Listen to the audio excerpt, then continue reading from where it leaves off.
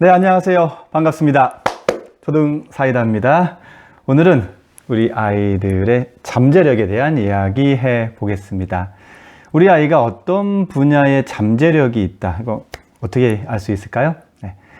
우리 아이가 어떤 분야에 잠재력이 높은지를 알아보려면 세 가지를 보시면 됩니다. 첫 번째는 얼마나 자주 반복하는가. 두 번째, 반복하는 과정 중에 실패해도 또 하는가. 마지막 세 번째, 결국 주어진 단계를 끝내는가입니다.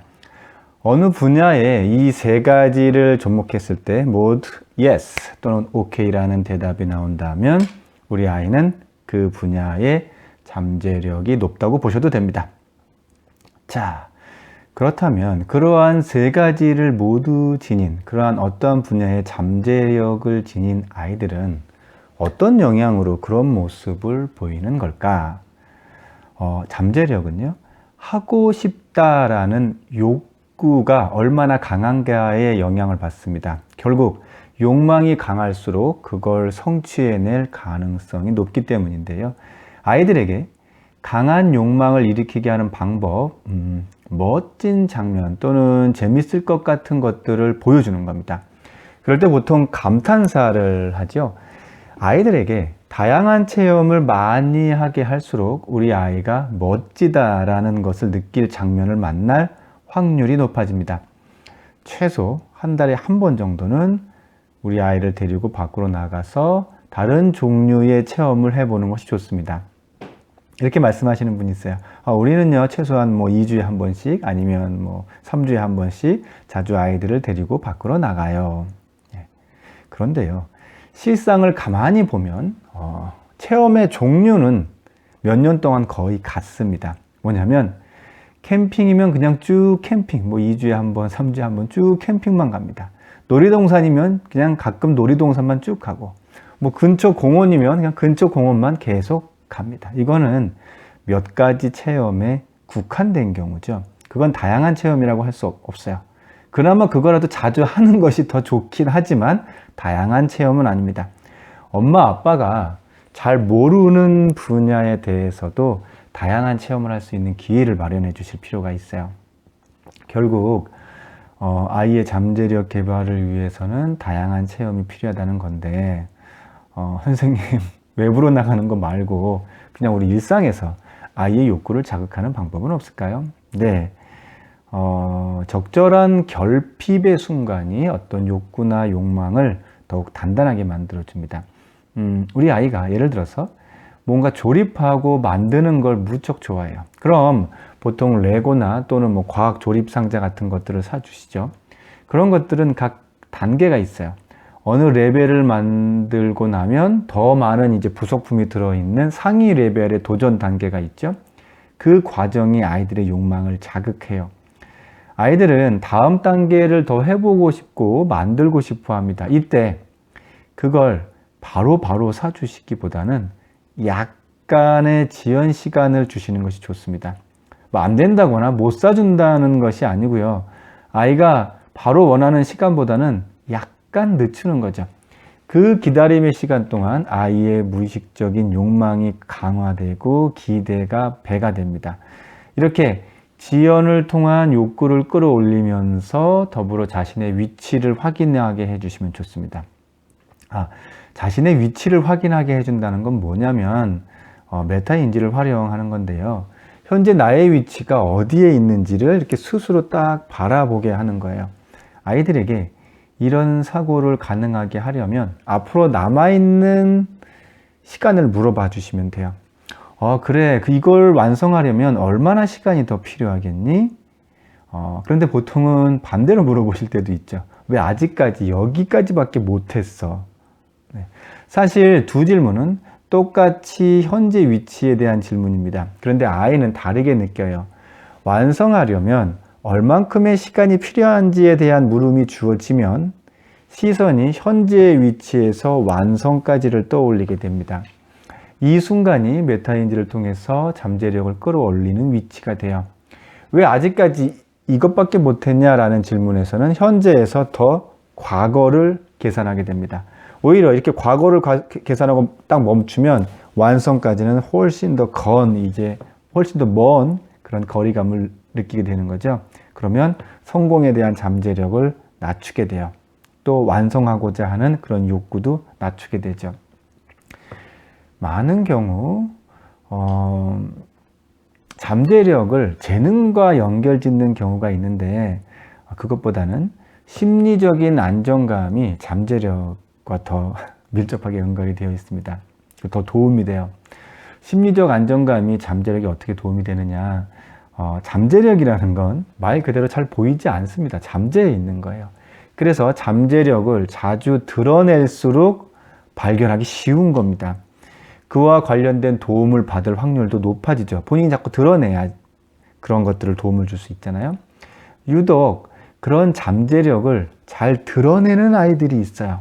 어떤 아이들이냐면 바로 심리적인 상처감이 적은 아이들입니다. 그들은 평소에 안전감이 높아서 자신이 지닌 욕구 표현의 자유로운 표현이에요. 그러나 안타깝지만 초중 저학년이나 또는 유치원기 아이들 중에서 남자아이들이 여자아이들에 비해서 본의 아니게 좌절감을 맛보는 경우가 많아요. 그럴 경우 자신의 잠재력을 지나치게 낮게 평가하기도 합니다. 남자아이들이 여자아이들에 비해서 본의 아니게 좌절감을 맛보는 경우가 많다. 이게 어떤 경우냐면 유치원기에 있는 남자아이들 장점 사실 참 많습니다. 일단은 공간 지각력이 여자아이들에 비해서 높습니다. 방향 감각이 좋고 입체적으로 생각할 수 있다는 거죠. 네. 그리고 또 집중력도 더 높아요. 상황을 꿰뚫어 보는 직관력도 더 높은 편입니다. 특히 여자아이들에 비해서 감정적인 문제에서도 훨씬 자유롭습니다. 감성과 이성을 분리할 수 있어요. 여자아이들에 비해서. 이런 장점들을 지니고 있음에도 불구하고 좌절감을 맛보는 이유는 우리의 교육 환경이 읽기와 쓰기에 주로 맞춰져 있기 때문이에요. 특히 듣는 수업 과정이 많아서 그렇습니다. 남자아이들이 몰입력이 좋다는 건 반대로 주변의 소리의 반응이 좀 늦다는 거예요. 그래서 불러도 잘 못 듣고 어른들이 말을 해 주었지만 남자아이들은 전혀 기억을 못 하기도 해요. 유치원에서 또는 학교 저학년 교실에서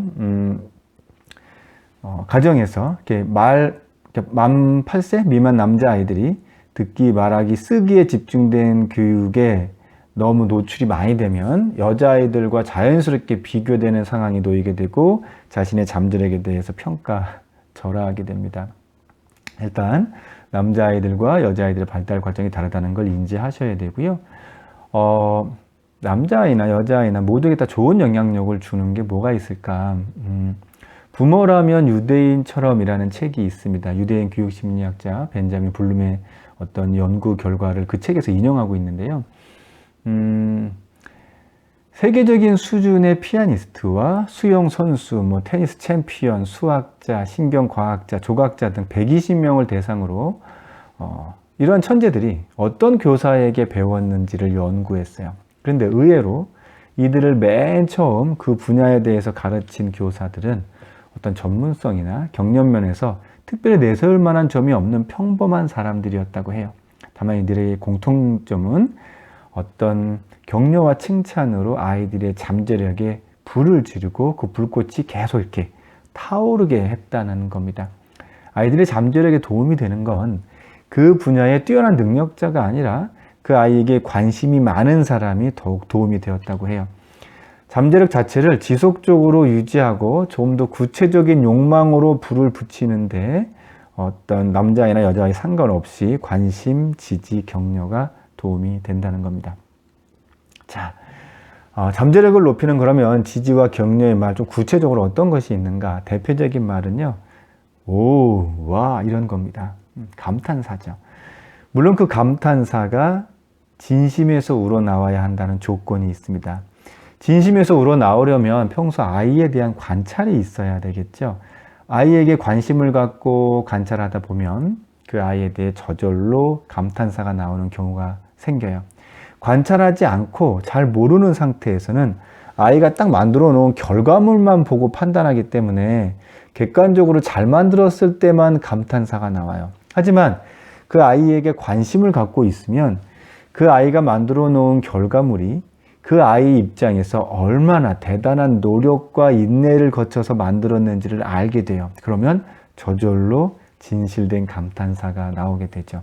그 감탄사가 바로 아이로 하여금 자신의 잠재력을 끌어올리는 데 큰 동기가 되는 겁니다.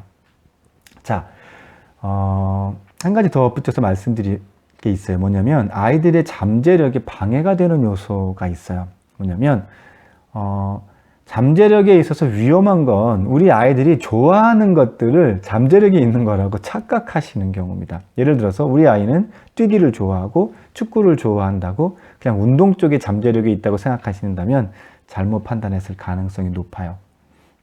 그냥 축구를 책 읽기보다 더 좋아하는 것일 뿐일 수도 있어요. 예. 정말 잠재력이 있다면 어떤 분야든지 그 분야에 대한 컨트롤하는 능력을 봐야 돼요. 쉽게 표현하면 필요한 만큼의 힘 조절을 잘하는 아이들이 있어요. 내가 던진 공이 5m 앞에 표적을 맞추기 위해서 필요한 힘 조절, 혹은 그거보다 조금 더 먼 10m 앞에 목표물을 쓰러뜨리기 위한 힘 조절, 이런 것들을 몇 번만 해보고서 거의 감각적으로 잘하는 아이들이 있습니다. 그런 아이들이 운동에 잠재력이 있는 겁니다. 그런데 그런 조절력은 보지도 않고 그냥 좋아한다는 이유로 잠재력이 있다고 생각하면 음악이든 미술이든 다른 어떤 분야든 잘못된 신호로 진로 방향을 잡을 수도 있어요. 자, 이제 잠재력에 대한 정리 한번 들어가 보겠습니다. 가끔 사소한 능력 하나를 잠재력이나 재능으로 오판해서 결국 아이의 진로를 그르치게 만드는 경우가 있는데요. 부모의 욕구나 욕망이 아이의 욕구보다 앞선 경우에 그런 잘못을 저지릅니다. 그럴 경우에는 오히려 아이의 불안도가 높아져요. 왜냐하면 시간이 갈수록 본인도 알게 되거든요. 실제로 자신은 그 분야에 잠재력이 없고 재능도 없고 흥미도 없다는 사실을 점점 더 확실히 알게 되거든요. 잠재력은 아이가 스스로 욕망을 느끼고 꺼내보게 하는 게 중요합니다. 그리고 그 잠재력이 진짜 자기 내면에서 나오는 것일 때 추진력을 얻습니다. 아이가 스스로 느끼도록 하는 좋은 방법, 아이에 대한 관찰과 존중감입니다. 우리 아이가 스스로 찾을 수 있다는 존중감과 더불어서 부모는 그 보조 역할을 해준다는 사실 잊지 마시기 바랍니다.